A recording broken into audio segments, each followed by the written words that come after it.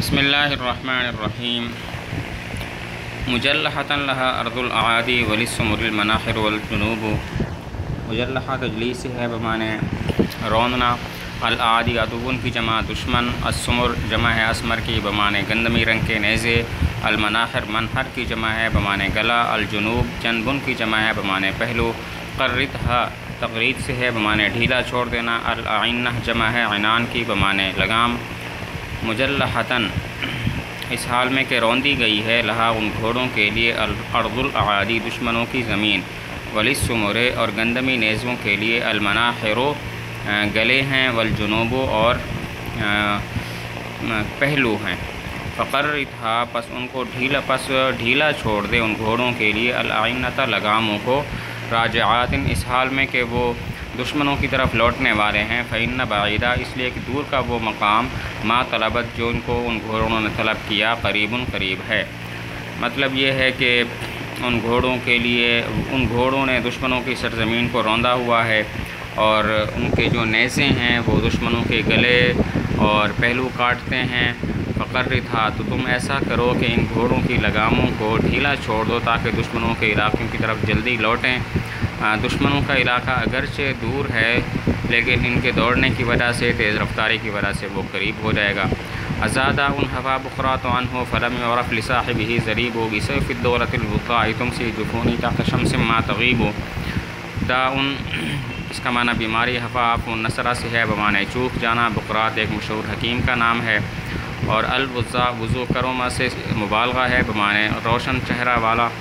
اور ما تغیب غیبت ضربہ سے ہے غائب ہونا۔ ازادہ کیا وہ بیماری ہے، حفا کہ چوک گیا، بقرات عنہ اس سے بقرات، فلم یعرف پس نہیں پہچانا گیا، لصاحبہ اس کے ساتھی کے لیے، ضریب مثل،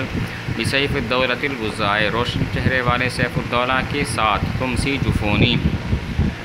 شام کرتی ہیں میری آنکھیں، تحت شمس ایسے سورج کے نیچے، ما تغیب جو غائب نہیں ہوتا۔ مطلب یہ لگتا ہے تمہیں ایسی بیماری ہے کہ بقرات حکیم کے پاس بھی اس کا علاج نہیں تھا، اس لیے کہ یہ بیماری کسی اور کو لگی نہیں، اس لیے کہ تمہارے جیسا شخص ابھی تک پیدا نہیں ہوا۔ اور بسیف الدولہ اس کا مطلب ہے کہ عام سورج تو غروب ہو جاتا ہے، لیکن میرا سیف الدولہ جو روشن چہرے والا ہے ایسا سورج ہے جو کبھی غائب نہیں ہوتا، وہ ہمیشہ میرے سامنے رہتا ہے۔ فاغزو من غزا بہ اقتداری وارمی من رما بہ اصیب وللحساد عذر ان یشحوا علی نظری الیہ وان یذوبوا فانی قد وصلت الی مکان علیہ تحسد الحدق القلوب۔ اغزو غزوۃ النصرہ سے ہے جنگ کرنا، اقتدار افتعال کا مصدر ہے حکومت کرنا، ارما رمی ضربہ سے ہے تیر پھینکنا، اصیب اصابۃ سے ہے نشانے کا ٹھیک لگنا، حساد حاسد کی جمع، یشح شح ضربہ سے ہے بخل کرنا، یذوب ذوب نصرہ سے ہے پگھلنا، تحسد حسد نصرہ سے ہے حسد کرنا، الحدق اس کی جمع احداق آتی ہے بمعنی آنکھیں۔ فاغزو پس میں جنگ کرتا ہوں، من غزا اس سے کہ جس نے جنگ کی، وہ بھی اقتداری اور اسی کی وجہ سے میری حکومت ہے،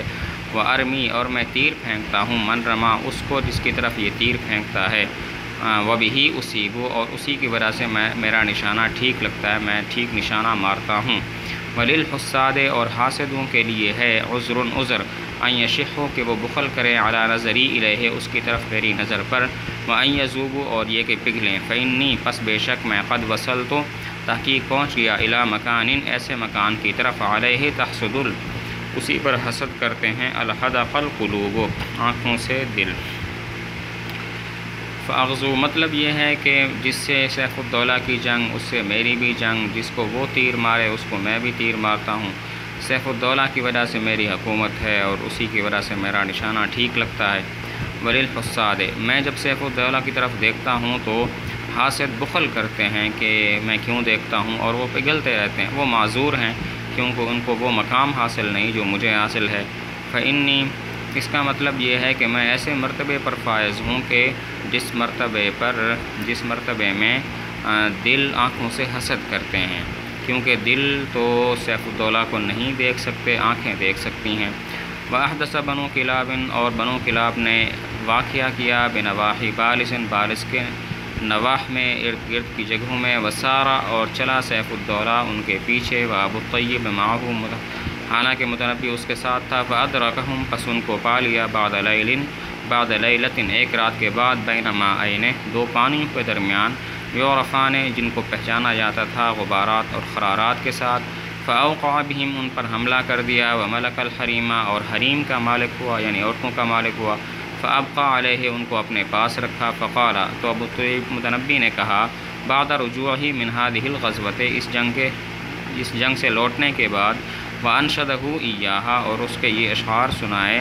جمادی الاخری میں سن 343 میں۔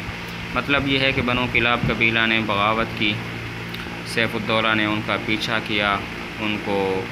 شکست دی، ان کی عورتوں کو کا مالک بن گیا۔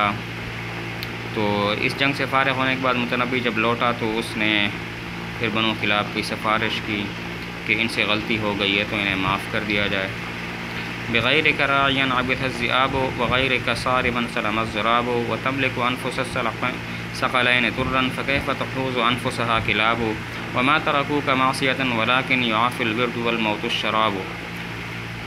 عبث عبث سمیا سے ہے کھیل کھیلنا، الذئاب جمع ہے ذئب ان کی بھیڑیا، اور صارم اس کی جمع سوارم آتی ہے بمانے تلوار، سلم سلم ضرب سے ہے بمانے